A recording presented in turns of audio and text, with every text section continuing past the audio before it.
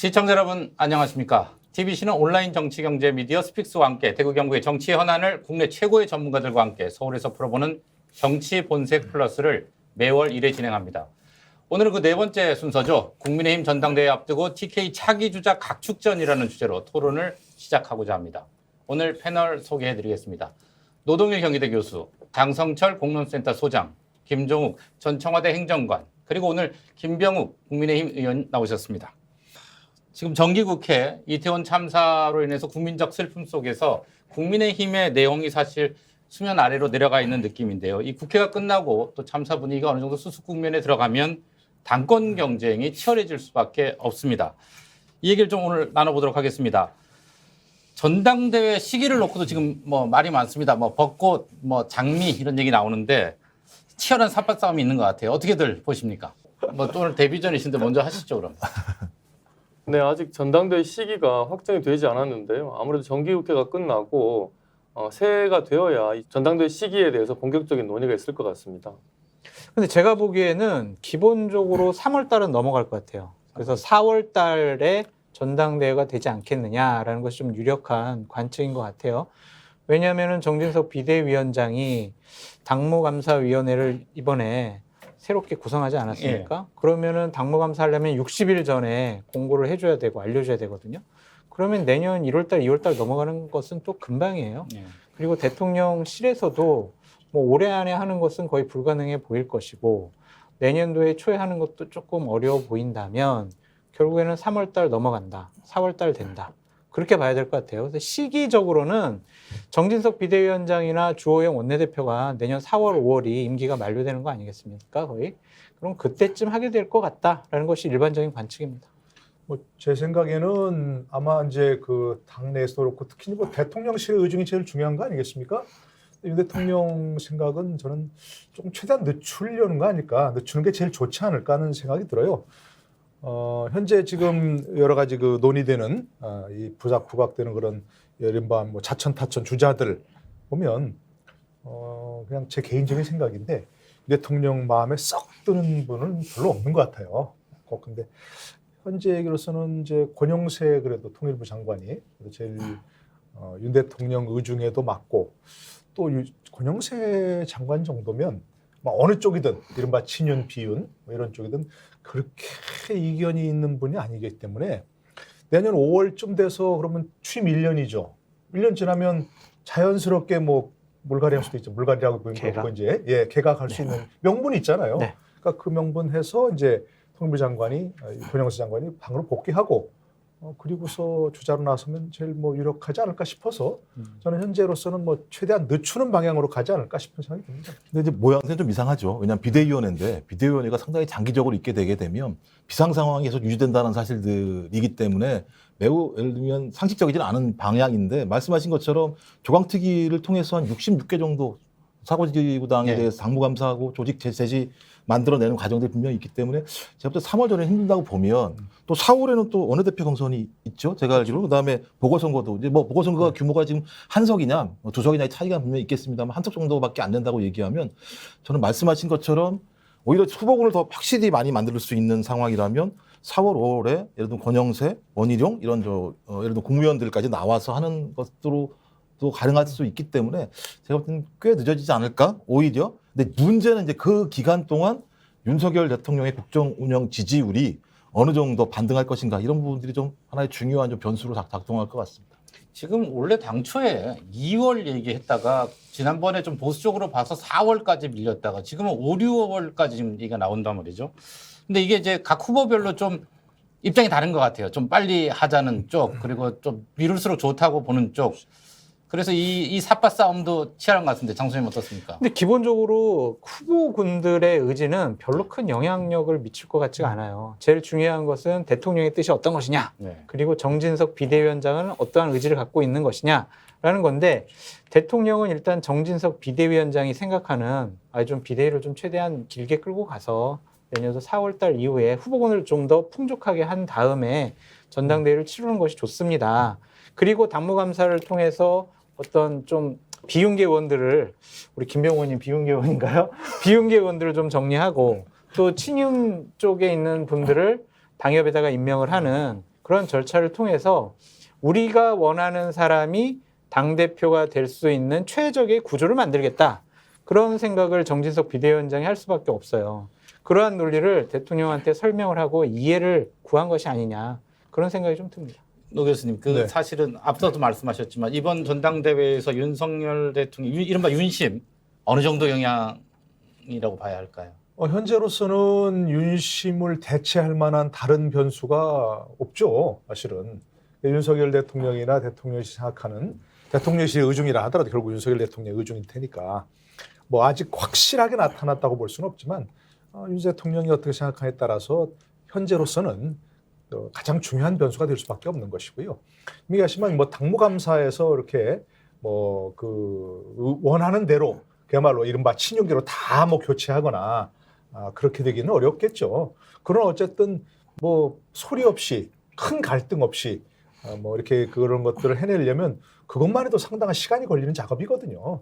그렇기 때문에 결국은 뭐 윤 대통령의 의중이 반영될 수 있는 어떤 하부 조직 이런 것들을 갖추려면 상당한 시간이 걸리고 뭐 그런 것이 결국은 가장 현재로서는 뭐 가장 중요한 변수가 될 수밖에 없는 상황이죠. 그래서. 보면 이제 기사 내용들이 이제 기사 내용을 다 믿을 수는 없습니다만 네. 오마이뉴스 기사에 의하면 그런 얘기가 나와요. 내부 사정에 밝은 여권 관계자라고 얘기하면서 용산 대통령실은 전당대 시점과 관계없으니 유승민 당선을 막아달라. 주문 하나만 당의할 것으로 안다. 이런 얘기가 있었고 또 친윤계 핵심 의원이라고 얘기하면서 이름은 밝히지 않았는데 윤의 뜻은 전당대회가 내년 4월 이후로 절대 미뤄지면 안 될 것이다. 이런 얘기들이 나왔어요. 검증은 할 수 없는. 기사로 예. 올라온 거죠. 예. 그러니까 제가 볼 때 이런 상황이기 때문에 아마 내부적으로도 정확히 정리가 안 됐다라는 시그널인 것 같아요. 이런 기사들을 보게 되면. 그래서 제가 볼 때는 삼국지 같아요.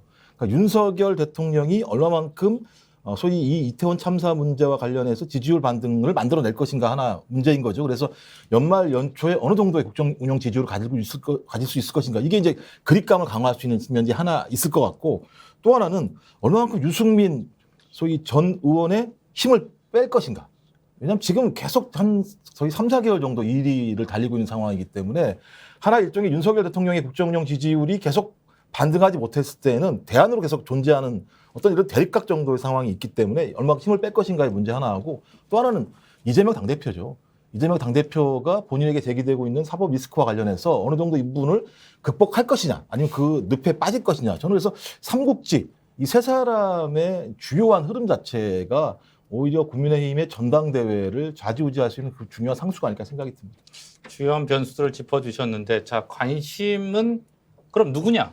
뭐 부분이 아닐까 싶어요. 그 후보군을 좀 정리를 해보고 가는 게 나을 것 같습니다. 여러분 이름이 나오는데 기본적으로 뭐 여론조사를 보면은 네. 나경원 의원, 그리고 안철수 의원, 김기현 의원, 권성동 의원, 거기다가 이제 유승민 전 의원 이렇게 볼 수밖에 없고요. 황교안 대표. 황교안 전 야, 의원 설마 예. 선언했죠. 예. 출마 선언하고 여론조사 보니까 거의 좀 올라오시더라고요. 좀 올라오고 조금씩요. 있어요. 네. 예, 올라왔어요. 그러니까 이러한 분들이 여론조사상 지금 뭐 일반 국민의 지지와 당원 국민의힘 지지층의 지지를 좀 받고 있다라고 볼 수밖에 없고 하지만 그 경기장 밖에 있는 분들을 더 주목해야 될 것 같다는 생각이 들어요. 아까 노동일 교수님 얘기하셨듯이 권영세 장관이라든지 원희룡 장관이라든지 또한 일각에서는 한동훈 장관의 전격적인 투입도 예상을 하고 있는 부분이 있기 때문에 경기장 밖에 있는 선수들의 움직임도 지켜봐야 할 것 같은데 결국에는 대통령이 어떤 뜻을 갖고 있느냐, 누구로 생각을 하고 낙점을 하느냐, 그것이 전당대회 시기와 후보군들의 결정적인 변수가 되지 않을까 싶어요. 개각과 연결돼서 제3의 후보들의 등판 그렇죠. 가능성 얘기. 네. 노 교수님 어떻게 보십니까? 네, 뭐 저도 이견은 없는데 네. 현재로서는 이제 그 윤 대통령도 그렇고 대통령실도 그렇고 이 문제에 대해서 깊이 생각할 여유는 없었던 것 그런 것 같아요. 같아요. 네. 네, 지금 현재 너무 막 현안들이 생기고 매일매일 뭔가 이렇게 대처해야 할 일이 생기고 더더구나 이태원 참사라는 어떤 엄청난 사건이 생겼기 때문에 이 문제에 대해서 깊이 생각하고 뭐 어떤 의중을 정하고 사람을 정하고 시기를 정하고 그럴 여유는 없었던 것 같습니다. 분명한 것은. 그러니까 이제 내년 일단 정기국회가 끝나고 예산안이 통과되고 나서는 이제 좀 차분하게 생각할 이유가 있을 것 같은데 지금 얘기한 대로 다 비슷한 것 같아요.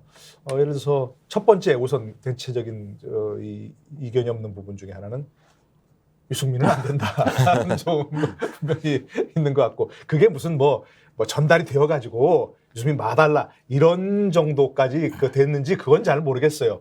그런 어쨌든 기류는 분명한 것 같고요. 그 점에 있어서는 뭐 그다음에 유력한 부분이 있으면 뭐 나경원 전 의원인데 나경원 전 의원을 그때 무슨 뭐죠 저출산 고령사위원회 위원장. 예. 예 거기 임명했다고 하는 것은 조금 좀 비켜서달라 이런 의사가 좀 표시된 거 아닌가 싶은 생각이 들기도 하고 그러면 저는 자꾸 좁힐수록 현재로서는 권영세 전 장관이 제일 유력하지 않을까 왜냐하면 그 스토리가 있잖아요.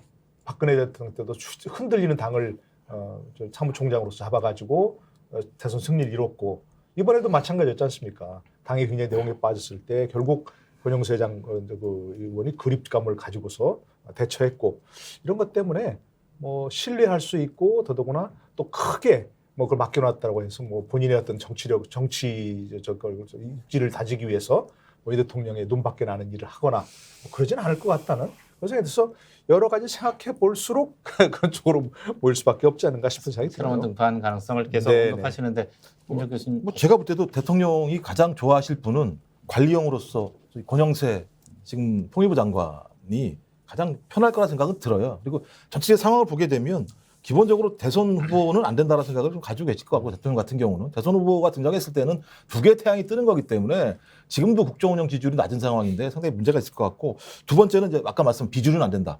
이 유승민, 이준석계 쪽은 안 된다 이런 판단하실 것 같고 세 번째로는 윤핵관도 안 된다. 뒤로 좀 빠져 있어라. 제가 볼 땐 그러면 이런 여러 가지의 상황들을 고려해서 당을 이끌면서 대통령과 코어를 잘할 수 있는 사람은 제가 볼 때는 몇몇밖에 안 나오는 상황이다. 이제 문제는 근데 그분이 나왔을 때 소위 국민들이 이분이 나와서 당을 이끌면 소위 이 민주당 다수당하고 잘 운영할 수 있겠어라고 하는 부분에 대한 나름대로의 국민적인 어떤 신뢰감이 있을까라고 하는 고민이 있긴 합니다만 저는 대통령 입장에서는 이 길로 갈 수밖에 없는 상황으로 가고 있는데 이제 언제 전당대회를 할 것인가 그리고 나올 때 이게 예를 들면 통일부 장관 쑥 나올 수 있는 건 아니잖아요. 그러니까요. 그러니까 어떻게 개각을 할 것인가 여러 가지가 좀 걸려 있기 때문에 대통령 지금 상당히 머리가 아프실 것 같긴 해요. 그래서 제가 지금은 고민 못 할 것 같다는 생각이 들고요. 일단 이태원 참사 문제부터 잘 극복을 하고 난 다음에 아마 연말 연초에 순차적으로 다양한 부분에 대해서 구조조정을 하지 않을까 생각이 듭니다. 이게 저희 패널들은 말씀하시기가 좀 쉬운데 의원님은 말씀이 되게 좀 어려우실 것 같아요. 이게 실제로 이제 현재 의원님들이고 하니까 의원님은 어떻게 보세요 지금?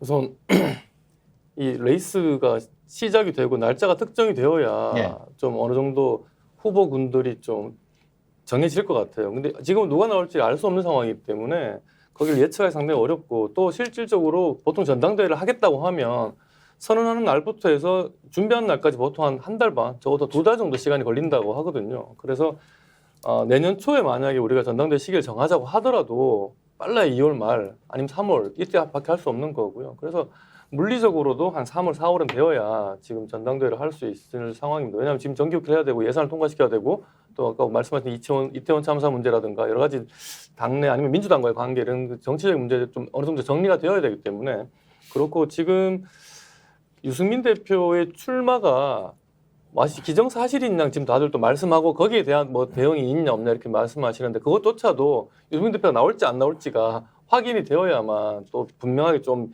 예측을 할 수가 있을 것 같습니다. 그런 측면에서 일단은 내년을 넘겨서 전당대회 시기가 정해지고 출마하고자 거론되는 분들과 또 아직 거론되지는 않았지만 또 가능성이 있는 분들이 후보 등록을 하는 순간 그때서야 비로소 좀 구체적으로 우리가 이 당대표 다음 차기 당대표 윤곽을 좀 알 수 있지 않겠나 싶습니다. 네. 사실 이번 당권은 의미가 크죠. 그 총선의 공천권을 가질 테니까요. 의미를 좀 분석해 주신다면요. 제가 먼저 네, 좀 말씀하시죠. 예. 아무래도 이 집권 초에 실제로 우리 정부 새 정부에서 처음으로 집권당에서 당대표 전당대회에서 당대표를 선출하게 되는데 그래서 우리 당원들이 크게 두 가지를 아마 볼 것 같습니다. 우리 새 정부 윤석열 정부의 성공을 가장 누가 잘 뒷받침할 수 있을 것이냐. 그리고 다가오는 총선. 사실 우리가 그 정권 교체를 했습니다만 의회는 아직 절대적으로 이제 민주당, 야당이 이제 다수 의석을 가지고 있습니다. 그래서 진정한 정권 교체는 다음 총선에서 승리를 해야 가능하다. 우리가 이런 생각을 많이 갖고 있고요. 그래서 다음 총선에서 우리 당을 승리로 이끌 당 대표가 누구냐. 그래서 윤석열 정부의 성공을 뒷받침할 사람, 다음 총선의 승리를 이끌 사람, 그 두 가지가 가장 큰 기준이 될 것 같은데 그런 측면에서 우리 당원들이 가장 좋은 그 당대표감을 스스로 자율적으로 판단해서 선택할 가능성이 크다 저는 그렇게 생각합니다. 김병우 의원님이 잘 설명을 해주셨는데 네. 윤석열 대통령에게 이번 전당대회 당권은 다른 의미가 있을 것 같아요. 그러니까 나의 뜻과 의지와 판단에 따른 사람들을 공천을 하는 데 있어서 네. 얼마나 내 의사를 100% 아니면 최대한 반영해 줄 수 있는 사람이냐. 나랑 호흡 맞춰서 공천을 잘할 사람, 그 사람을 뽑는 것이 가장 큰 목적이자 목표가 될 수밖에 없다라고 말씀을 좀 드립니다. 그것이 과연 총선 승리에 어느 정도 도움이 될지는 나중에 두고 봐야 하겠지만 일단은 대통령에게 이번 당권은 공천권 이런 등식으로 성립할 수밖에 없죠. 어떻게 보십니까? 제가 봐도 아마 이번 전당대회를 언제 할지 모르겠습니다만 아마 최초로 제대로 된 모양새를 갖춘 당정용이 될 수 있는 상황인 거죠. 말씀하신 것처럼. 아니 왜냐하면 이제 이준석 당대표 체제 같은 경우는 윤석열 대통령께서 삐걱거렸다는 측면이 있으니까 소위 윤석열 대통령이 등장한 이후에 당정용, 용이 참 애매합니다. 네, 당정청이, 당정대. 네. 당정대가 무슨 예, 얘기예요? 용사를 말씀하시는 네네. 예, 예. 예, 그래서 이제 당정대가 이제 제대로 모양을 갖추는 건데, 그러니까 좀 헤드기어도 끼고 마우스피스도 차고 글러브도 이제 끼고 이제 게임을 제대로 할 수 있는 상황이기 때문에 대통령 입장에서는 매우 중요한 전당대회가 될 수밖에 없다라는 측면들 하나 하고요. 또 하나 말씀하신 것처럼 세력 교체, 인물 교체를 하고 싶으시겠죠. 왜냐하면 대통령이 여의도 정치에 대해서 상당히 혐오적이었잖아요. 그러니까 그 정치라고 얘기하는 건 본인이 생각했던 정치 방식이 아니라고 생각하기 때문에 정치를 바꿀 수 있는 방법이라고 하는 건 사람을 바꾸는 거라는 생각이 들기 때문에 어떻게 하면 전당대회를 통해서 총선 체제로 가서 본인이 생각하는 정치를 추진할 만큼의 사람들을 그 안에 집어넣을 수 있겠는가라고 하는 고민이 두 번째일 것 같은데 이건 또 엄청난 또 갈등을 유발할 수밖에 없습니다. 기존에 존재하는 분들이 계시다는 측면이 분명히 있기 때문에 이 부분들 잘 극복할 수 있을 것인가의 두 번째 문제 하나하고 또 하나는 무조건 이겨야죠. 안 그러면 윤석열 대통령은 5년 내내 여소야대 전국에서 대통령의 역할을 할 수밖에 없는 상황인데요. 이건 매우 고통스러운 상황이거든요. 그러니까 이 세 가지의 박자를 다 맞춘다는 게 매우 어려운 상황이에요. 그러면 여기에 받쳐줄 수 있는 유일한 기준의 하나가 윤석열 대통령의 국정운영 지지율이 높아야 되는 건데 또 이것마저도 높지 않은 상황이기 때문에 매우 복잡한 방정식을 풀 수밖에 없는 상황이다. 전 그래서 아주 쉽지 않은 길을 윤석열 대통령이 갈 수밖에 없는 상황인데 그런 상황을 갈 때 저는 제가 볼 때 포용의 리더십을 발휘해야 되거든요. 근데 지금까지 보여준 모습을 보게 되면 제가 볼 때 포용이라기보다는 본인의 마이웨이 방식이 지금 많았단 말이에요. 저는 이 방식으로 이런 다양한 복합 방정식을 풀어낼 수 있을 것인가? 전 그렇다면 좀 국민의힘 내부에서도 마찬가지입니다만 대통령에게 주문을 해야 돼요. 포용의 리더십을 바뀔 수 있도록 만들어내야 돼요. 전 그게 가장 중요한 첫 스타트가 아닐까 생각이 들어요. 이게 이제 저희들이 이 총선이 얼마나 중요한지는 어느 정도 다 이해를 하고 있는 것 같고요. 그렇기 때문에 국민의힘 특히 대구 경북의 민심의 향배가 중요해 보입니다. 대구 경북의 비중은 단순히 당원 숫자의 문제를 넘어서는 것 같은데 교수님 어떻게 보십니까? 예, 당연히 그야말로 TK라고 하는 것은 뭐 우리가 흔히 그냥 쉽게 하는 말로 뭐 보수의 본산이고 예, 정말 뭐 보수의 어떤 본진이고 그렇기 때문에 중요하다는 것이 있고 그다음에 또 사실은 뭐 그래서 이런 말 하면 뭐 어떻겠습니다만 어떤 공천이 당선이라는 그런 지역이니까 거기서 또 뭔가 흔히 또 뭐 이렇게 이른바 뭐 물갈이를 많이 해야 또 뭔가 새로운 인물을 발탁할 수 있는 그런 것이고 하기 때문에 참 그런 면에서 TK 지역은 중요하면서도 또 어떤 주목을 받는 그런 지역이고 그렇기 때문에 거기서 어떤 역할을 하느냐가 참 중요할 것 같아요. 근데 지금까지 본 거는 우리 김 의원님도 나와 계시지만 사실은 지금 TK 지역 의원들이 과연 그런 국민적 주목도에 걸맞는 뭐 행보를 해왔느냐 하는 건 조금 뭐 의문이 있어요. 지금 조호영 원내대표가 사실 뭐 원내대표 재수하시면서 그냥 애를 쓰고 있기는 하지만 그만한 주목을 받는 위치에 걸맞는 의원들이 과연 있으신가 하는 부분에 조금 의문이 있거든요. 그래서 TK 지역을 예를 들자면 정말로 거기서 중진을 키워서 전체 국면을 이끌어갈 수 있는 큰 인물을 만들어야 한다. 이런 것도 하나의 그 요구사항이 분명히 있고 또 한 가지는 거기서 뭔가 자꾸 새로운 인물을 발굴해서 뭔가 뭐 흔히 얘기하는 뭐 물갈이 퍼센트가 얼마나 크냐 이게 뭐 총선의 뭐 승리 공식이다 이런 말도 있잖아요. 이게 사실인지 아닌지 조금 의문이 있긴 하지만 그런 면에서 그런 두 가지 그 상반되는 요구를 어떻게 조화롭게 해낼 것인가 하는 면에서 TK 지역은 늘 또 주목할 수밖에 없는 그런 지역이 되는 거죠. 이 질문은 김 의원님한테도 드려야 될 것 같은데 네. 어떻게 보세요? 국민의힘 내에서 대구 경북의 전당대회에서의 뭐 비중, 뭐 영향력 어떻게 봅니까? 당내에서는? 지난번 전당대회 당시에 TK가 전체 책임당원 중에 대구 경북의 책임당원이 한 25% 정도 된다고 했었는데요.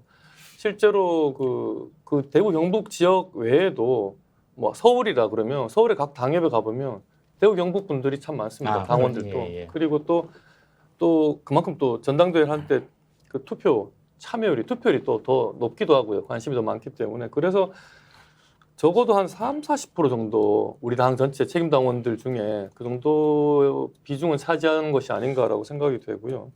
제가 아까 전에 우리 당원들이 다음 전당대회 때 자율적으로 윤석열 정부의 성공과 다음 총선 승리를 이끌 가장 적임자를 당대표로 선택할 것이다. 네. 자율적으로 할 것이라는 말씀드렸는데 그 말씀을 드린 이유가 과거처럼 그 지역의 국회의원이나 그 원외 당협위원장들이 당원들을 이 사람 찍어라 저 사람 찍어라 이렇게 뭐 통제한다거나 아니면 뭐 오더를 내린다거나 이게 참 지금은 좀 어렵게 됐습니다. 또 당원 숫자도 많아지기도 했고요. 과거처럼 뭔가 이 조직으로 관리할 수 있는 그런 상황이 아니기 때문에 당원들의 자율적인 판단이 과거에 비해서 훨씬 더 강화되었기 때문에 그 대구 경북 당원들의 자율적인 의사, 자율적인 선택이 다음 전당대 중요한 다음 전당 중요한 결정을 내리는 데 영향을 미칠 것 같고요. 또 그런 면에서 대구 경북의 당원들이 매우 우리 당에서는 특히나 더 중요하다. 그리고 국회의원들 같은 경우에도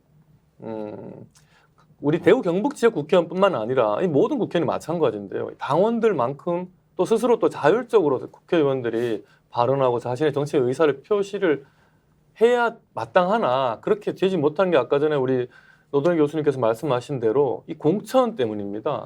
공천이 상당히 대구 경북 지역의 공천은 그때 좀 달라요. 이런 기준이 없는 상황인 거죠. 그리고 상당히 좀 자의적으로 어떤 좀 임의적으로 즉흥적으로 이루어지는 측면도 있고요. 그래서 우리 각 당의 국회의원들이 자율성을 신장하기 위해서는 공천을 제도와 시스템화하는 게 정말 중요하다고 생각이 듭니다. 예, 그 문제까지 가면 이제 그건 새로운 주제로 저희가 토론을 좀 해야 할 대목인 것 같고요. 어쨌든 중요한 맥을 짚어주신 것 같습니다. 이제 그럼 그 TK 주자들에 대한 얘기를 좀 구체적으로 해보겠습니다. 뭐 앞서 계속 나왔습니다만 현재 당대표 적합도 1위 유승민 전 의원 나오고 있습니다. 뭐 대부분의 여론조사에서 이렇게 나오고 있는데 그 TK에서도 1위가 나오는 결과가 있었고요. 먼저 이거부터 좀 짚죠. 아까 언급하셨는데 나옵니까? 안 나옵니까? 제가 대략 한 달 전쯤에 유승민 전 대표에게 연락을 했어요. 그래서 전당대회 나오실 겁니까? 출마하실 겁니까? 그렇게 물어봤더니 장 교수 생각은 어떠냐 그러더라고요. 그래서 당연히 나오셔야 된다. 안 되더라도 나와서 계속 부딪혀야 된다. 배신자 프레임을 깨야 된다. 그렇게 얘기를 했더니 저희가 좀 진지하게 고민을 해보겠다라고 얘기를 하시더라고요. 완전히 거부하는 게 아닌 거 보면 나올 가능성도 배제할 수 없다라고 좀 생각이 드는데 기본적으로 TK 지역에서 1등의 여론조사가 나온다고 하더라도 그게 국민의힘 지지층으로 하면은 되게 좀 퍼센트가 확 낮아져요. 네. 그러한 것을 또 어떻게 극복할 것이냐가 상당히 큰 문제고 지금 일각의 뭐 보도에 의하면 국민의힘에서 룰을 개정을 해서 일단은 당원들 90%, 일반 국민 10% 정도로 해서 일반 국민 여론조사를 최대한 줄이겠다. 지금 왜? 70대 30이죠. 예, 왜? 유승민 대표, 당대표 안 만들려고.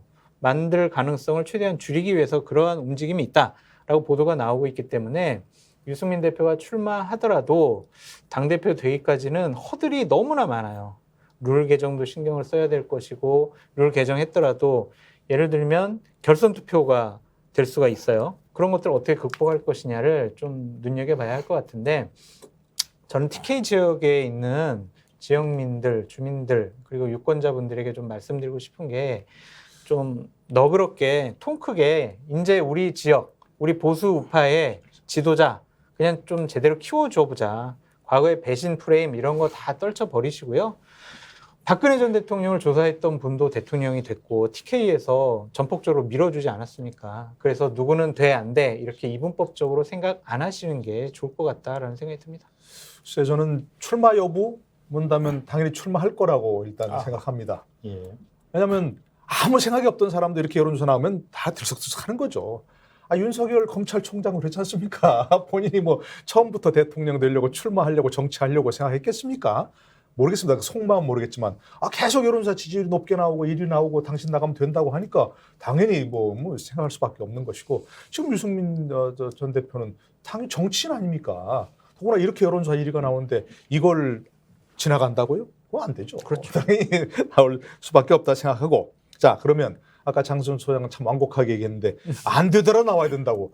안 되면 나와야 되겠습니까? 본인 출마할 때는 당연히 될 거라고 생각할 것이고 현재 유력하죠. 어쨌든 여론조사에서 1위 나오는 건 그건 뭐 보통 일 아니지 않습니까? 당연히 될 가능성이 높은데 이럴 때마다 저 얘기하는 게 있습니다. 저희 어머니께서 늘 하시던 말씀이 뭔가 불만할 얘기하면 사랑도 미움도 다 저에게서 나오는 거다. 왜 배신자 프레임을 혹시 극복하지 못했다면 본인의 잘못이죠. 저는 몇 번 찬스가 있었다고 생각합니다. 지난번 대선 후보 경선할 때 끝나거나 결과에 있어서 전폭적으로 승복하고 자 제가 지금부터는 윤석열 후보의 당선을 위해서 전마지로를 다하겠습니다 하고 열심히 뛰었다면 대구 경북 유권자들 설사 그때 윤 후보가 안 됐어도 이제 너희 죄를 사하노라 했을 겁니다. 그러니까 안 그랬잖아요. 사실 꽁한 상태를 보였고 전혀 돕지 않았던 상황이었습니다. 그러면 저는 지금이라도 유승민 대표가 뭐 윤석열 대통령이 아부하라거나 무슨 이 지금까지 스탠스를 바꾸라는 그게 아닙니다. 그게 아니고 아까 여러분 얘기하셨잖아요. 지금 이번에 당대표가 되는 사람은 윤석열 정부의 성공을 위해서 뛰어야 되고 총선 승리를 위해서 뛰어야 된다고 하는 거 아닙니까? 근데 지금도 여전히 많은 사람들 생각은 뭐냐? 유승민 전 대표가 생각하기에는 윤석열 정부의 성공을 뛸 것 같지는 않다. 당대표가 된 총선 승리는 그래도 어떻게 이래서 개혁 보수 따뜻한 보수를 내세우면 승리할 수 있을 것 같긴 한데 그게 윤석열 정부의 성공으로 이어지려고 유승민 대표가 하는 게 아니고 자기가 나중에 대선 쪽에 가서 대선 후보로서 더 입지를 더 굳히려고 하는 쪽으로 갈 것 같다는 생각을 하기 때문에 보수 유권자들도 긴가민가 하는 생각을 할 것 같다는 얘기입니다. 그래서 저는 유승민 대표가 출마할 것 같은데 출마해서 한다면 장승호 회장 얘기대로 안 되더라도 출마하세요. 그게 아니고 성공을 위해서 한다면 지금이라도 스탠스를 윤석열 정부 성공을 위해서 함께 뛰겠다. 이렇게 하는 쪽으로 해야만 그게 혹시 성공 가능성이 높아진다는 거죠. 예. 어떻게 보세요? 뭐 제가 봐도 난 유승민 만약에 그 전 의원이 전당대회 나와서 당대표가 되면 당연히 윤석열 대통령과 함께 총선 승리를 위해서 열심히 뛸 수밖에 없겠죠. 왜냐하면 총선에서 패배한 당대표를 보수에서 안아줄 수 있겠습니까? 그건 그렇지 않기 때문에 이제 문제 핵심은 지금은 유승민 의원에 대해서 여론의 지지율이 되게 높죠. TK 같은 경우도 높은 편인 거고요. 근데 이제 국민의힘 지지층으로 가게 되면 좀 숫자가 바뀌어서 나경원 전 의원이 좀 높게 나오고 그다음에 안철수 그다음에 유승민 의원 이런 순서로 나오긴 합니다만 중도층으로 가게 되면 거의 월등한 격차로 유승민 의원이 높게 나오는 상황. 이 얘기는 뭐냐면 유승민 의원이 아니라면 중도 확장성을 바라보기가 쉽지 않을 거라고 하는 또 다른 딜레마가 분명히 있습니다. 근데 문제는 막판이에요. 소위 전당대회가 시작돼서 맨 마지막 막판에 소위 국민의힘 지지층 또는 중도층들이 유승민 전 의원에게 쉽게 투표할 수 있을 것인가라고 하는 부분. 이 부분은 제가 볼 때 걸릴 수밖에 없다는 거죠. 대통령제 하에서 대통령과 잘 손님받기를 맞추면서 갈 수 없을 거라고 하는 불안이 있는 후보에게 투표하기 어려울 수밖에 없다라는 측면에서 그렇죠. 말씀하신 것처럼 유승민 의원이 지금부터라도 지금 각을 세우고 있습니다만 각을 세우는 것 플러스해서 소위 대안적인 방향으로 윤석열 대통령과 같이 함께할 수 있다라고 하는 어떤 넉넉한 모양새들을 만들어내지 못하게 되면 저는 마지막 순간에 유승민 전 의원에게 표가 안 갈 거라고 생각이 들어요. 근데 문제는 유승민 의원 본인 스타일이 그렇게까지 해야 되겠어라고 하는 또 본인의 본인 스스로의 선비적 의심 같은 게 분명히 있을지 모르겠습니다만 저는 본인이 진짜 정치를 하고 큰 뜻을 품으셨다면 그 정도의 고개는 숙이시는 것이 저는 올바른 방향이 아닐까 생각이 들긴 합니다. 네, 의원님 아까 자율적이라는 표현을 쓰셨는데 지금 의원님들 국회의원들 사이에서 좀 곤혹스러울 것 같아요. 여론조사 결과는 이렇게 나오고 당내에서의 기반은 어느 정도 되는지 잘 모르겠고 의원님들이 느끼는 체감하는 건 어떻습니까? 오히려 유승민 전 대표 같은 경우에 2011년도에 지금 홍준표 시장님이 당대표가 되었을 때 그때 이제 2등으로 최고위원이 되었거든요. 홍준표 대표가 1등에서 당대표 되고 유승민 전 대표가 지금 2등에서 최고위원이 되었는데 그때는 오히려 그때 당시에 나경원 대표 그리고 뭐 남경필 원희룡 이렇게 출마를 했었는데 오히려 인지도가 좀 낮아가지고 여론조사는 안 좋았는데도 불구하고 당원들 선택을 당심을 업어가지고 그 좀 아깝게 2등을 했어요 그때. 그때는 오히려 그러니까 우리 당원들의 표를 많이 받았다는 건 TK 지지를 많이 받았다는 말과 아마 네, 같은 그렇겠죠. 얘기일 텐데 그때 그런 상황이 있었는데 몇 번의 이런 정치적인 박근혜 대통령과의 갈등 이런 관계 때문에 지금 대구 경북 지역에서 조금 약간 좀 지지를 못 받고 있는 상황이죠. 그런데 이런 지역 주민들의 특정 정치인에 대한 지지나 아니면 뭐 호불호가 그렇게 늘 끝까지 간다 이렇게 볼 수는 없을 것 같아요. 과거 우리 박근혜 대통령 같은 경우에도 정치를 하면서 이회창 총재를 비판해서 탈당까지 하기도 했었고요. 그때 우리 대구 경북이 이회창 대통령 만든다고 완전 똘똘 뭉쳐있을 때 그리고 또 18대 총선 같은 경우에는 그 우리 당의 공천 결과에 좀 불만을 표시하기도 했고요. 또 나중에 또 이명박 정부 하에서 세종시 수정을 이명박 정부에 추진하려고 할 때 그때도 강하게 수정안을 고수하면서 이명박 정부와 좀 대립을 하기도 했었죠. 그렇게 박근혜 대통령이 정치하는 과정이 어떻게 보면 주류 측과의 갈등, 긴장 이런 상황을 계속 반복을 해오면서도 자기 정치를 해서 결국은 우리 당을 상당히 또 개혁적으로 바꾸기도 했고요. 그래서 또 당대표로서 선거에 또 승리를 하면서 그 자신의 큰 리더십을 또 보여주고 대통령까지 되었는데 유승민 대표 같은 경우에도 만약에 좀 그런 대구 경북 지지를 좀 어느 정도 회복할 수 있는 그 뭔가 변곡점이 있다면 오히려 더 지도자로서 또 점프할 수 있는 그런 기회도 있을 거라고 생각이 들고요. 다만 지금 상황에서 다음 당대표를 나갈 거냐 말 거냐 본인이 그는 결심하기 나름인데요. 제가 생각할 때는 당선 가능성도 볼 테고요. 그리고 내가 당대표가 되는 게 맞느냐 안 맞느냐 지금 상황에서 그것도 결심할 테고 만약에 이런 두 가지가 다 어느 정도 충족되지 않는다면 쉽게 저는 결정을 내리기는 못할 거라 생각을 합니다. 제가 여쭤본 거는 의원님들은 이 1등 나오는 걸 어떻게 봅니까? 이 상황을, 이 현상을. 지금 우리 정부나 우리 당에 대한 지지율이 정권 초임에도 불구하고 사실은 그렇게 높지는 않습니다. 그래서 거기에 대해서 우리 국민들이 우리 당이나 우리 정부에 대해서 조금 문제의식을 갖고 있는 국민들이 그렇다고 민주당을 지지하긴 그렇고 그래서 그 좀 비판적인 우리 당 대통령이나 우리 현재 우리 당에 대해서 비판적인 발언을 하는 우리 당내 유승민 전 대표에게 좀 기대를 걸고 있는 것 같습니다. 네. 저희들이 이제 대구 경북의 주자들 얘기를 할 때 이분을 또 빼놓을 수가 없죠. 홍준표 대구시장 물론 뭐 전당대회에 직접 출마하고 하지는 않으시겠지만 그렇지만 분명히 그 영향력은 크다고 봐야 하지 않을까요? 어떻게들 보십니까? 홍준표 시장의 눈은 2027년에 향해 있죠. 그래서 2026년도까지 본인이 대구시장으로 제대로 된 성과를 이끌어내고 그다음에 대권에 도전하겠다라는 기본적인 정치적인 플랜이 있을 겁니다.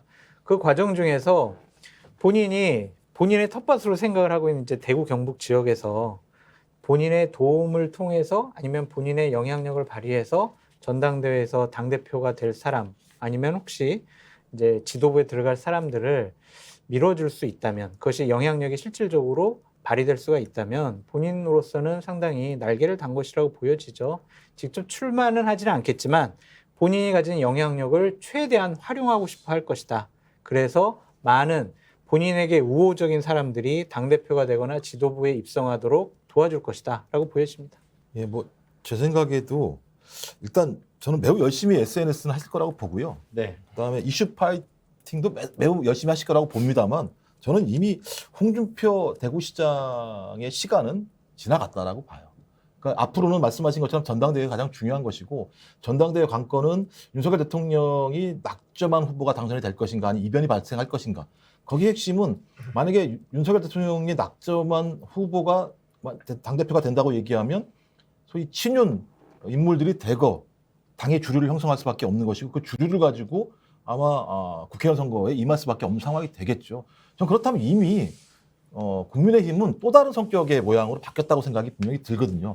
전 그랬을 때 그렇게 바뀐 정당에서 흘러간 물로 물레방아를 돌릴 수 있겠습니까? 또 그렇게 단정적으로 그러니까 그 얘기하세요. 상황이 됐을 때 왜 홍준표 대구시장을 호명할 이유가 있나요? 저는 적어도 만약에 그 상황에도 홍준표 대구시장을 호명할 상황이 된다면 매우 위험한 상황일 거다라는 생각이 들기 때문에 저는 홍준표 시장이 본인의 마음에 맞게 정치판을 굴릴 거라는 생각을 하시기 전에 2027년에 변화된 양상에 맞게 내가 어떻게 변할 것인가를 먼저 고민하시는 게 순서지, 거꾸로 하시면 제가 볼 때는 흘러간 물로는 물레방아를 돌릴 수 없다고 생각을 합니다. 두 분 얘기 너무 다르니까 노 교수님 정리 좀 네. 해주시죠. 어느 한쪽 편에 서기는 어렵고요. 근데 이런 건 분명히 있는 것 같아요. 현재까지 이제 아니면 홍 시장으로서는 예를 들어서 시장을 하면서 이른바 TK 지역 맹주가 될 수 있는 그런 찬스였죠. 그런데 현재까지 보면은 전혀 아닌 것 같아요. 맹주가 된다고 하는 것은 본인의 영향력 한마디에 정말 모든 게 평정될 수도 있는 거지만 그 많은 의원들을 자기 편으로 끌어들여서 자기가 그분들의 어떤 같이 함께 영향력을 똘똘 뭉쳐 행사할 수 있는 그런 그 리더십을 보여야 되는데 현재로서는 오히려 또 다 그 후배들이니까 뭐 이런 사람들 속된 말로 꿇어 이런 태도거든요. 내 앞에 와서 내가 추진하는 걸 왜 뭐 다 당신 뒷받침해야지 이런 식의 그런 태도이기 때문에 저는 오히려 TK 지역 맹주가 될 수 있는 그런 찬스를 지금 잃었다고 생각합니다.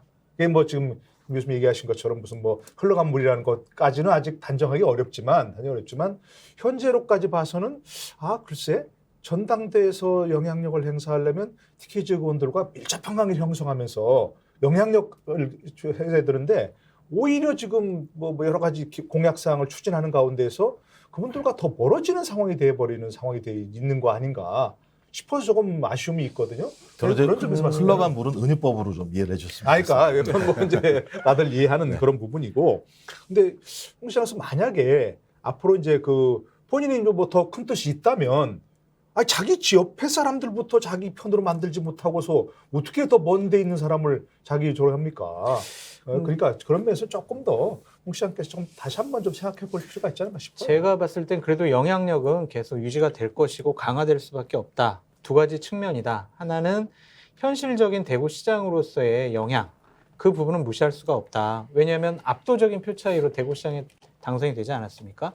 그거에 대한 대구 시민들의 경북 도민들의 기대감이 분명히 있다라고 말씀을 드리고요. 또 하나는 대구 경북에 지금 홍 시장을 능가할 만한 대선 후보가 없어요. 차기 지도자로서 홍 시장이 인정을 받는다면 그 영향력을 통해서 이번 전당대회 때 본인이 원하는 후보를 당선시킬 수 있는 현실적인 힘은 가질 수밖에 없다라고 말씀을 드립니다. 결코 흘러간 물이 아니다. 장 수장님 너무 이렇게 온정적으로 말씀해 주시는 거 김 아니에요? 의원님은 어떻게 보세요?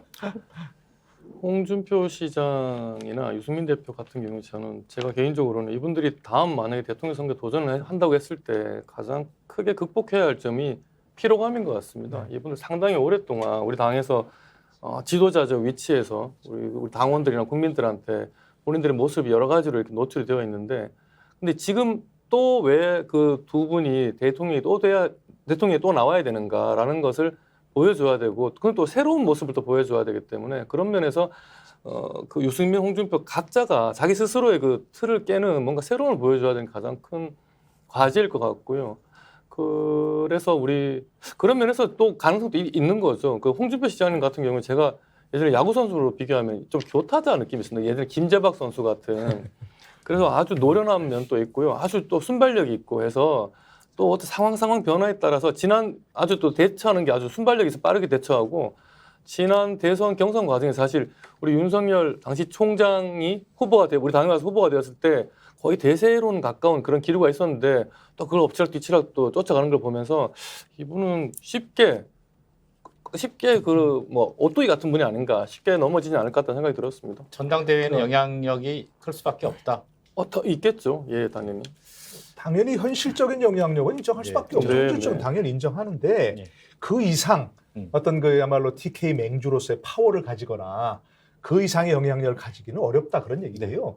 다음 대선도 저는 뭐 지금 김병우 의원 말씀하신 거 절대적인 동의하는 것 중에 하나는 새로운 인물이 나올 것이다, 그거예요.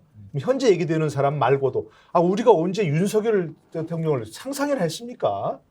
그러니까 저는 아직 먼 얘기지만 현재로서는 그때 어떤 그 시대에 적합한 또 새로운 인물이 양당 측에서 어느 쪽에 나올 것이라는 그런 생각이 듭니다. 그러니까 홍준표 시장이 현실적인 영향력 있지만 그 이상 가는 어떤 대구 지역을 아우르는 TK 지역을 아우르는 거기다 또 전국적인 인물로서의 어떤 영향력을 가질 수 있는 건 한계가 있다. 그런 생각입니다. 네. 이제 넘어가 보죠. 또 한 분의 논쟁적인 분이 또 한 분 계십니다. 이준석 전 대표. 이번 전당대회 때 어느 정도 영향을 미칠지는 모르겠는데 어쨌든 대구 경북이 이제 친가 외가가 다 대구 경의 DK라고 나오면서 이분의 행보 앞으로 영향력도 이제 짚어볼 필요가 있어 보이는데요. 저는 이제 이준석 전 대표를 TK로 이제 이렇게 분류하는 이런 게 맞는지 잘 모르겠습니다만 어떻게 봐야 하고 또 영향력은 어떨까요? 현실적으로 당원들에 대한 장악력은 있다고 봐야 되겠죠. 대략 한 30% 정도로 보여지는데 본인을 지지하는 그룹도 있을 것이고 본인이 당대표를 하면서 아니면 당대표에서 쫓겨나면서 당원 가입 많이 하라고 독려했잖아요. 그렇기 때문에 이준석 대표를 따르는 당원은 현실적으로 존재한다. 그 당원 표가 결국에는 당대표를 좌우할 수도 있다라고 생각이 듭니다. 본인은 뭐 현실적으로 출마하는 것은 불가능하지만 누구를 당선시키거나 누구를 떨어뜨리거나 그러한 현실적인 힘은 가질 수밖에 없다. 그래서 이준석 대표를 따르는 당원들의 표의 향방을 눈여겨봐야 된다. 그렇게 말씀드리고 싶어요. 예, 제 생각에도 뭐 제가 볼 때는 강력한 비주류로 남아야 된다고 생각이 들어요. 그러니까 뭐 당을 나간다거나 이런 것이 아니라 당 내부에서, 왜냐하면 이준석 당대표라고 하는 전 당대표라고 하는 상징 의미가 분명히 있어요. 그러니까 적어도 대통령 선거에도 승리 못할 것이다, 미래가 없다라고 하는 상황에서 이준석 돌풍이 불면서 국민의힘도 나름대로 뭘 하면 미래가 열리겠구나라고 하는 희망을 준 리더였기 때문에 뭐 그 이후에 이제 현 대통령과 갈등을 빚었습니다만 나름대로 능력이 있다는 걸 확인한 거죠. 저는 그래서 강력한 비주류로 존재를 하면서 소위 국민의힘 내부에서 의미 있는 역할을 할 필요가 있다는 생각이 들어요. 또 국민의힘 또한 마찬가지입니다만 그런 비주류가 분명히 필요합니다. 그래서 그런 토론 문화가 만들어진다는 생각이 드는 것이고요. 또 하나는 이준석 전 당대표가 왜 당장은 아닙니다만 유리하냐면 젊어요. 그러니까 언제든 예를 들면 국민의힘이 위기에 빠질 때 불러내서 새로운 어떤 리더로서 세울 수 있는 가능성이 있는 후보이기 때문에 저는 그래서 강력한 비주류로 남아 있다면, 그리고 앞으로 하는 행태가 저희 이전에 했던 행태와는 다른 방식의 좀 건강하고 유연한 방식으로 변한다면 저는 매우 좋은 정치인으로 남을 가능성이 높다. 하지만 그 전에 윤 대통령과 싸웠던 방식으로 한다면 제가 볼 때는 쉽지는 않을 거라는 생각이 들어서 저는 좋은 인물을 하나 국민의힘 보수 정당이 가지고 있다. 하지만 본인 스스로가 어떻게 할 것인가의 부분들은 앞으로 지켜봐야겠죠, 저희가. 그러니까 이준석 대표도 뭐 막강한 SNS 영향력이 있으니까 뭔가 영향을 끼치려고 하겠죠. 얘기한 대로 뭐 어떤 사람 당선시키거나 아니면 뭐 낙선시키거나 할 생각이 있고 한다면 충분히 영향력을 행사할 수 있다고 보여지는데 기본적으로 그 한계가 있다고 생각합니다. 이번에 보여준 그런 반면에서 너무나 인간적인 피로감, 인간적인 어떤 실망감? 뭐랄까요? 네, 그런 것에 실망감 너무 줬어요. 그래서 앞으로 저는 뭐 동의합니다. 정말로 좋은 제목인데 그래도 김종인 그 전 비대위원장이 얘기했던 게 이제 와서 생각하면 옳았던 방향이 아닌가. 대통령 선거 끝나고 바로 외국유학 가라고 했잖아요. 그랬을 때 그때 갔어야 되는 거 아닌가 싶은 생각이 뒤늦게 들어요. 그래서 본인이 그냥 뭐 순간적인 순발력, 뭐 재치 있는 말, 다른 사람에게 한 번도 지지 않는 그런 말싸움 능력, 이건 분명한데 정치인이 되려면 조금 더 그야말로 인간과 사회에 대한 또 공부가 필요하고 좀 성숙함이 필요하다 하는 점에서 있을 때 이번에 어떤 전당대회에서 아까 처음 얘기한 영향이 있겠지만 지나치게 관여하는 것도 바람직하진 않다.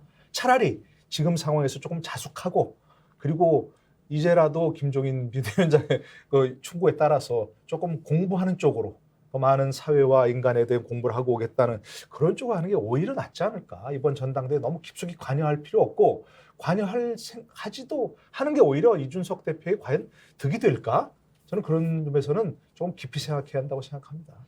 김 의원님은 젊은 세대에 들어가시잖아요, 비교적. 근데 어떻게 보세요? 이번 전당대회에서 이준석 전 당대표의 영향력. 지난 전당대회에서 이준석 대표가 당대표가 될 줄은 사실 아무도 예측을 못했었던 거죠. 그런 측면에서 다음 전당대회도 저는 정말 지금 누가 당대표가 될 것이라 예측하는 게 상당히 어렵다고 생각합니다.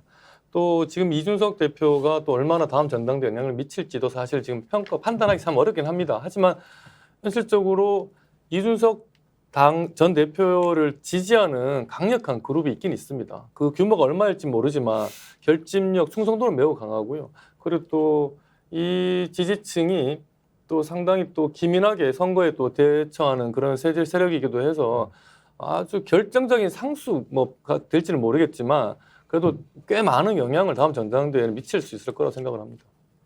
네. 어쨌든 뭐 이번 전당대회에서 영향을 미칠 것이라는 데 대해서는 계신분들이 모두 동의하시는 걸로 봐야겠네요. 그리고 이제 토론이 좀 진행이 돼서요. 바로 저희들이 이제 마지막 주제로 좀 넘어갔으면 하는데 지금 저희들이 지금 언급한 분들 외에도 뭐 여러분들이 지금 TK 의원들이 계신데 다음 차기 총선 때 대통령이나 대통령실의 그립감이 떨어지면 TK 공천은 당 지도부가 좌지우지할 가능성이 높습니다. 대구 경북 공천 누구의 영향을 받을지 궁금한데 앞서는 언급했던 이런 분들 TK 정치의 대안이 될 수 있을까요? 어떻게 보세요? 기본적으로 대통령의 그 그립감 그리고 공천을 좌지할 수 있는 능력이 가장 현실적으로 크다라고 볼 수밖에 없고요. 당 대표가 현실적으로 힘이 강하겠죠. 왜냐하면 공천관리위원장을 임명하는 것이 결국엔 당 대표가 임명하지 않겠습니까? 물론 대통령과 상의하에서 임명을 하겠죠. 그렇다면 현실적으로 이 유승민, 홍준표, 이준석, 주호영 뭐 이런 분들이 영향력을 행사하기는 어려울 거예요. 철저하게 당 지도부가 구성되는 대통령과 호흡에 맞는 그런 분들이 공천을 좌지우지하게 될 수밖에 없다라고 말씀드립니다. 글쎄, 2024년이니까 아직 좀 멀었으니까 사실 우리나라 한국 정치에서 2024년까지 무슨 일이 벌어질지 모르는 그런 상황이에요, 정말로. 근데 이제 사실은 저는 조금 다른 시각으로 보고 싶은 게 2024년쯤 되면 모르겠어요. 지금보다 뭔가 뭐 윤 대통령 지지율이 높아지고 뭔가 정말 뭐 장악이 높아지고 아젠다 세팅 능력이 뛰어나서 뭔가 그 전국을 이끌어가는 그런 역량이 뭐 생길지도 모르죠. 그러나 지금 상황으로 봐서는 크게 뭔가 이렇게 변화가 있을 것 같지는 않아요. 그렇다면 저는 윤석열 대통령의 장악력보다는 오히려 이제 우리가 지금까지 얘기해온 전당대회에서 당선되는 대표가 오히려 더 큰 영향을 미칠 수 있는 부분이 분명히 있거든요.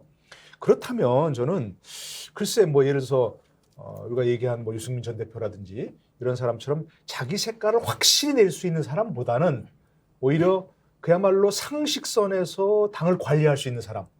지난 총선 때 뭐 180석을 헌납했지만 그건 완전히 자멸한 선거거든요. 공천을 잘못해가지고 공천을 사심에 가득 찬 그런 분들이 하시는 바람에 그 자멸한 것이니까 저는 오히려 그런 것만 피하는 상식적인 선에서 당선 가능성이 높은 후보를 아까 얘기하신 대로 시스템에 의해서 관리를 잘 해가지고 좋은 사람을 공천하는 그런 쪽만 관리하는 사람만 해도 저는 충분히 가능성이 있다고 생각하거든요. 좋은 선거 결과를 낼 수 있다고 생각하거든요.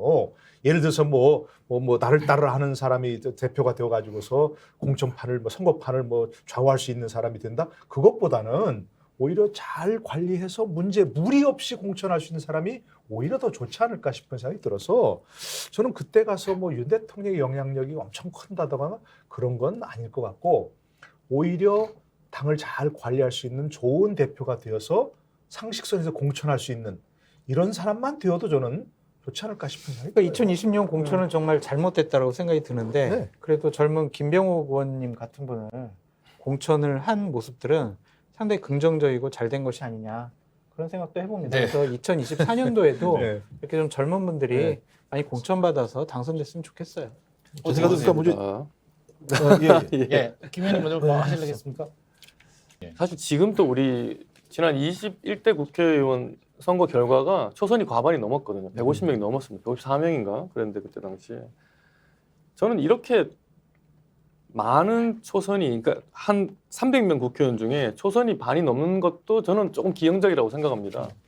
그래서 국회의원 한 명이 4년 동안 국회의원으로서 여러 가지 경험을 갖게 되고 또 많은 정보들을 얻게 되는데 그 기간이 상당히 소중하거든요. 근데 이걸 매번 4년마다 반은 바꿔버리고 이런 식은 국가적으로 굉장히 소모적이라고 생각이 됩니다. 그런 면에서 또 질문과는 다른 얘기지만 너무 이게 물갈이라 이런 뭐 물갈이 경쟁에 여야가 이렇게 몰입되면은 결국 국회 스스로 정당 스스로가 자신의 좀 영향력을 떨어뜨리는 그런 결과가 나오기 때문에 그런 면에서 아까 전에 말씀드린 대로 공천은 좀 제도화되고 우리 노 교수님 말씀대로 좀 무리 없이 공천을 또 왜냐하면 또 공천 과정에서 잡음 때문에 선거를 망친 예가 상당히 많습니다. 대표적인 게 지난 우리 탄핵 전에 20대 국회 때죠. 그때 네 당시 김무성 대표가 당 대표였고 또 청와대 그 당 대표와 청와대 간의 그 공천 갈등 이런 것 때문에 그때 우리가 그해 초에는 뭐 한 180석까지 이기는 거 아니냐라고까지 했는데 왜냐하면 민주당 또 분열이 되어 있었기 때문에 근데 우리가 그때 한 석 차로 졌어요 결국은. 그래서 공천을 너무 과도하게 무리하게 막 바꿀 사람을 인위적으로 물갈이한다 이런 식의 좀 무리한 공천도 선거에 상당히 악영향을 미치고 너무 많은 실질적으로 너무 많은 그 새로운 사람을 들어와서 초선이 과반이 되는 넘는 이런 것도 상당히 좀 문제가 있다 이렇게 생각합니다. 김병호 의원님 재선 의원 돼야 된다라는 환경 같아요. 그 공천을 잘 관리할 수 있는 당 대표, 당 지도부 말씀하셨는데 어떻게 보십니까? 그러니까 저는 TK가 지금 대단한 역할을 했다고 봐요. TK가 윤석열 대통령의 국정 운영 지지율을 25% 이하로 떨어지는 걸 막아낸 측면들이 분명히 있습니다. 왜냐하면 뭐 50% 정도까지 지지를 해주는 상황이니까요. 근데 문제는 여기까지라는 생각이 들어요. 왜냐하면 국회의원 선거는 수도권이 관건입니다. 수도권에서 한 1, 2% 차이로 당선이 왔다 갔다 하는 상황이고요. 여기가 전체 국회의원 선거의 지역구 거의 절반을 차지하는 지역이기 때문에 아마도 국회의원 선거의 큰 그림은 수도권 중심으로 갈 수밖에 없어요. 그러니까 TK는 제가 볼 때 중요하지 않을 수밖에 없는 상황이기 때문에 그렇다면 TK는 어떻게 해야 되느냐. 제가 볼 때는 이제부터 소위 TK의 민심과 전국의 민심은 다릅니다. 그러니까 지금은 그렇게 해도 상관이 없습니다만 가면 갈수록 저는 전국적 민심과 TK 민심을 좀 결합시킬 필요가 분명히 있다는 생각이 들어요. 전 그래야지만 그런 힘들이 TK 의원들한테도 전달될 거라는 생각이 들어서 지금까지는 너무 윤석열 대통령의 국정 운영 지지율이 하방이 너무 강하기 때문에 이걸 막아내는 힘들이 있었습니다만 앞으로 국회의원 선거를 진행함에 있어서 소위 TK가 진짜 그야말로 보수 정당의 앞날을 위해서라면 소위 전국적인 민심과 다시 한번 결합되는 방식으로 이동을 하고 그런 과정에서 좀 TK 출신 의원들이 굉장히 좀 중요한 역할을 해야 되지 않을까 생각을 합니다. 네. 뭐 오늘 토론을 여기서 마무리했으면 하는데 뭐 더 하실 말씀 있으신가요? 괜찮습니다. 네. 흔히 대구 경북을 보수의 텃밭이라고 부르는데 대체로 이견이 없죠. 그래서 더욱 국민의힘 차기 당권 주자에 대한 관심이 큽니다. TK 후보군들의 영향력, 또 이에 대한 지역민들의 선택이 궁금합니다. 오늘 토론은 여기까지입니다. 고맙습니다.